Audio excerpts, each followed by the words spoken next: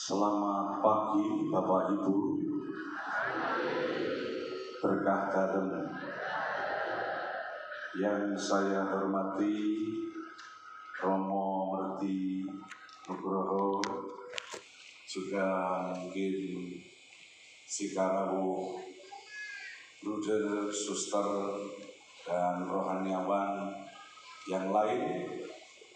Puji Tuhan, pada kesempatan yang penuh sukacita dan berbahagia, saat ini kita semua guru-guru Kristiani se-DIY merayakan Natal 2024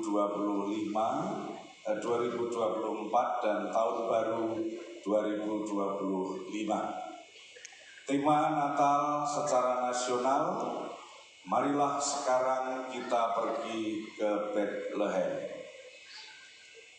Tentu menjadi perhatian kita bersama Bapak Ibu dan saudara-saudara, jika tema ini kita hayati, kita renungkan bersama.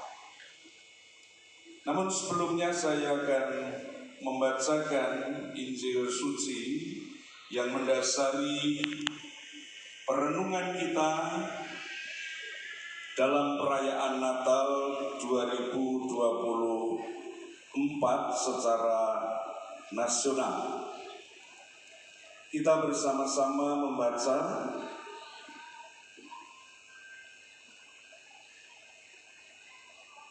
dari Injil Tuhan Yesus Kristus menurut Lukas Pasal 2 ayat 15. Setelah malaikat-malaikat itu meninggalkan mereka dan kembali ke surga, gembala-gembala itu berkata seorang kepada yang lain, "Marilah sekarang kita pergi ke Bethlehem untuk melihat apa yang terjadi di sana, seperti yang diberitahukan Tuhan kepada kita." Demikianlah Injil Tuhan Yesus Kristus. Yang berbahagia setiap orang yang mendengar, merenungkan, dan melakukannya. Haleluya. Bapak, Ibu, dan saudara-saudara yang terkasih di dalam Kristus Tuhan, Bethlehem. Tentu pemahaman Bethlehem kita dasarkan kepada pemahaman Bethlehem secara historis. Bethlehem secara historis adalah Bethlehem di mana 2000 tahun yang lalu Yesus dilahirkan di kota kecil itu. Bethlehem yang secara pemahaman kita bersama-sama memahami bahwa kota kecil ini sering disebut sebagai Bait Lehem, rumah roti. Juga sering disebut Baitul Laham dalam bahasa Arab, yang artinya rumah daging. Bethlehem memang sebuah kota yang indah, yang subur, sehingga padang yang ada di Bethlehem sering disebut Padang Efrata, padang yang begitu kaya dengan tumbuh-tumbuhan, khususnya gandum. Maka Bethlehem adalah tempat yang indah, tempat di mana di sana tidak kekurangan, karena di situ disebut rumah roti. Dan Yesus lahir di situ. Sebelumnya Daud juga lahir di Bethlehem. Nah, secara historis kita mendapatkan pemahaman Bethlehem yang seperti itu. Namun Bapak Ibu Saudara, secara kontekstual, secara historikal kita sudah jelas Bethlehem itu. Tetapi secara kontekstual, Bapak Ibu Saudara perhatikan, saat ini kalau Bapak Ibu membaca Online Morning Star tanggal 12 Desember yang lalu 2024 dengan tajuk headline-nya Bethlehem, the Birth of Christ in Crisis. Ternyata di Bethlehem sekarang ini sedang terjadi krisis. 10.000 orang dari Bethlehem yang bekerja di wilayah Israel kehilangan pekerjaan, termasuk 7.800 orang yang diantaranya juga ada orang Kristiani di situ.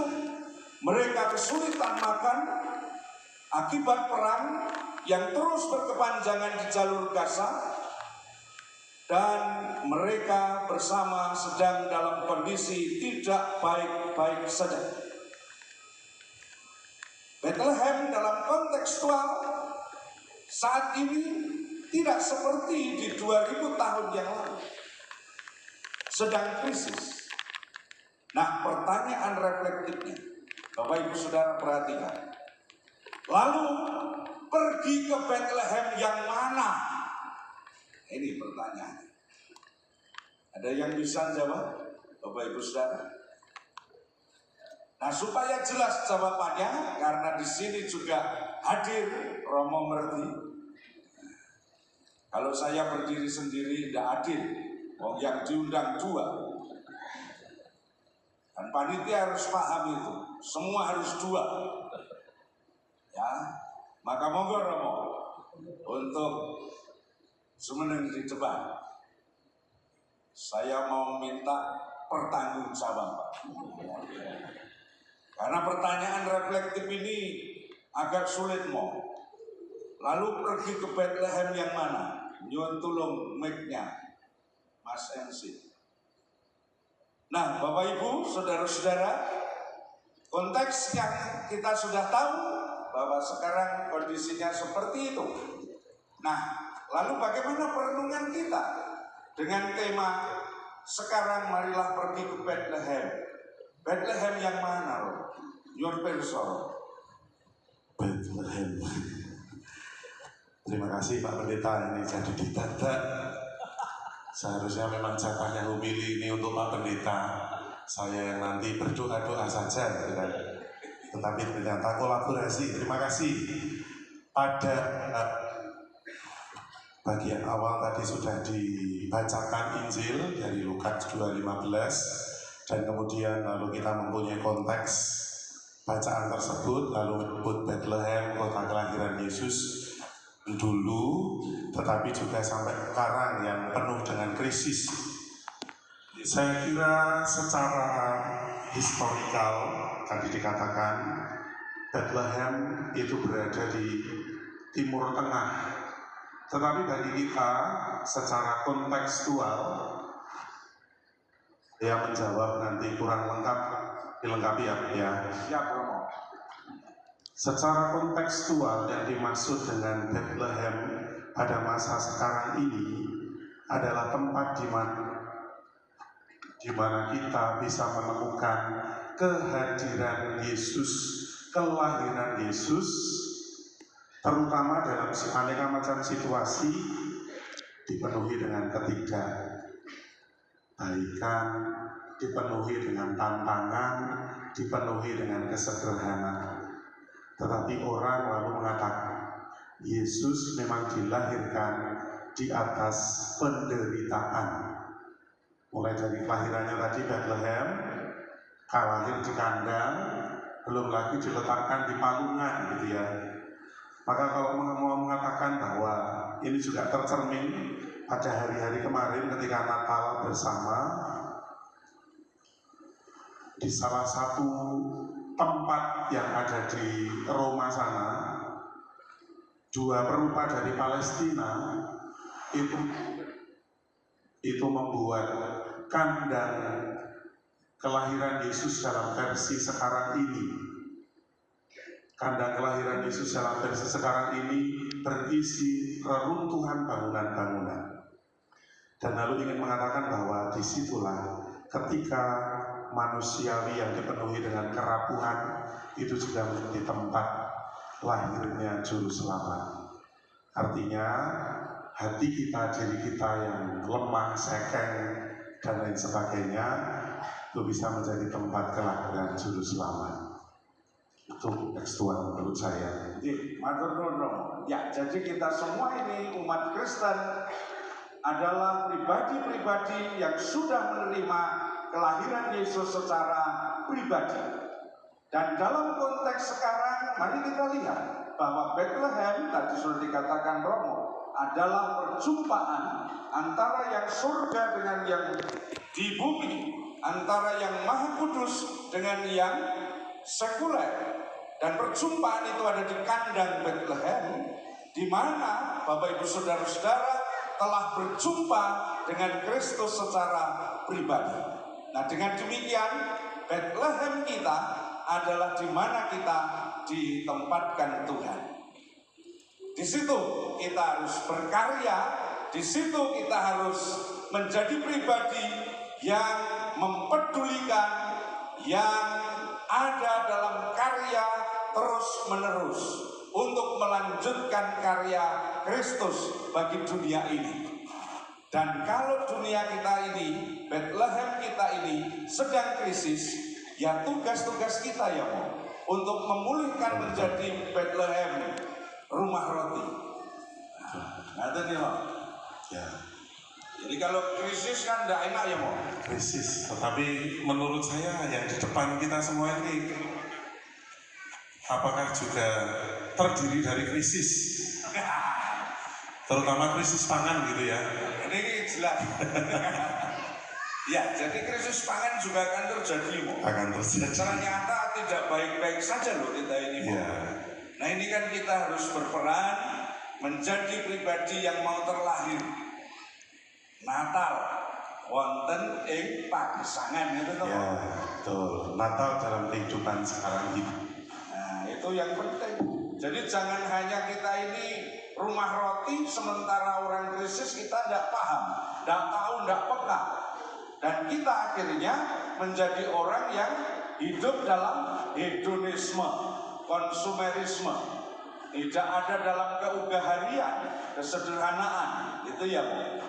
Itu yang penting. Dan mari satu hal, saya itu merenungkan gembala yang bergegas cepat-cepat itu kan seolah-olah dengan perenungan, penghayatan dan refleksi yang dalam setelah menerima berita dari malaikat bahwa Bethlehem telah terjadi sebuah pemahaman besar inkarnasi Allah di sana, maka kemudian para gembala itu berjalan dengan cepat ke Bethlehem seperti pensiarah yang penuh pengharapan.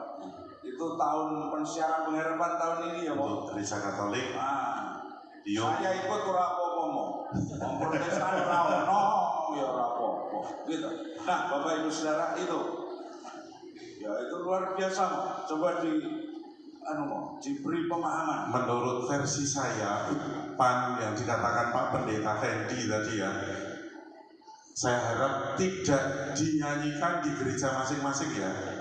Kita tahu lagu Gembala pergilah cepat-cepat, jangan dinyanyikan dari gereja kita.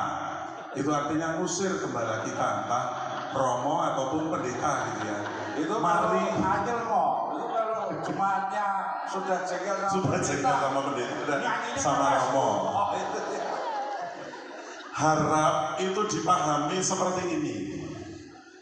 Gembala pergi cepat-cepat ke Bethlehem itu dipenuhi dengan sukacita dan kegembiraan. Saya membayangkan bahwa gembala itu lalu sambil jingkrak-jingkrak begitu ya, sambil bersiul-siul, sambil bernyanyi, bahkan barangkali sambil membawa entah tongkat itu ya diucal-ucal, dilempar-lempar saking gembiranya. Tetapi itu menurut tata lahiriah. Kegembiraan, kebahagiaan untuk menuju ke Bethlehem haruslah sampai pada kegembiraan dan sukacita yang lebih dari lahiriah. Bahwa dengan kelahiran Yesus, martabat manusiawi yang dikatakan tadi dipenuhi dengan kerapuhan, dipenuhi dengan dosa, sedang dinyatakan atau diangkat lebih tinggi oleh Tuhan. Maka kegembiraan sukacita itu tampilan luarnya dengan bernyanyi-nyanyi, tetapi di dalamnya adalah sadar bahwa identitas saya itu pada akhirnya diangkat menjadi lebih tinggi dengan kelahiran Yesus. Sekaligus juga para gembala itu mengajak kita datang cepat-cepat ke Bethlehem untuk sadar bahwa tujuan hidup kita yang menggembirakan adalah untuk memuji dan memuliakan Tuhan. Yes, setuju Romo. Jadi ini para guru tadi juga kesinian dengan cepat-cepat. Ya. Nah, saya tidak tahu cepat-cepatnya karena apa, saya yang tidak ngerti itu. Ya, mudah-mudahan cepat-cepatnya memang karena tadi sukacita juga dalam refleksi tadi bahwa kelahiran Yesus mengangkat martabat kita itu, sehingga kita yang rapuh, yang hina, yang penuh dengan dosa tadi kemudian ditempatkan oleh karya Tuhan itu menjadi pribadi yang menerima kasih karunia. Itu ya mohon. Nah, jadi itu sukacita semua ya, Bapak Ibu, sukacita ya. Karena apa? Halo? Kalau ditanya sukacita. Sukacita. Karena apa? Tambah kurus. Ya, oh ya. Jadi, tapi ini tadi yang ditampilkan memang yang Penuh dengan sukacita. song leadernya juga sama. Semangat. Iya. Jadi itu yang penting menurut saya, dan menurut Romo tadi juga sudah disampaikan, kita semua ada dalam penghayatan itu. Nah, setelah kemudian ada perjumpaan di Bethlehem, maka gembala itu kan kembali tidak dengan sedih, tapi ada. Kemarin itu saya melayani, pulang Ya. itu sedih, Kenapa sedih? rentok roti. Jadi ada yang ternyata gembala itu yang pulang rentok roti, Tidak mendapat roti. Nah, ini mudah-mudahan orang ini, gitu. Ya, jadi semua dapat karena Mendapat roti. ini rumah roti. Pasti dapat Roti. gitu. Ayo Bethlehem lagi. Nah, maka Bapak Ibu Saudara, mari kita hayat ini, dan kalau kita sudah berjumpa dengan Kristus, maka mari kemudian kita ke sana, keluar dalam perutusan masing-masing untuk dengan sukacita mewartakan nomor-nomor yang diwartakan Kabar sukacita kelahiran Tuhan. Tuhan memberkati. Selamat Natal. Bareng-bareng ya. Soalnya di sini ya podo bareng. Oke. 1, 2, 3. Selamat Natal 2024 dan tahun baru 2025.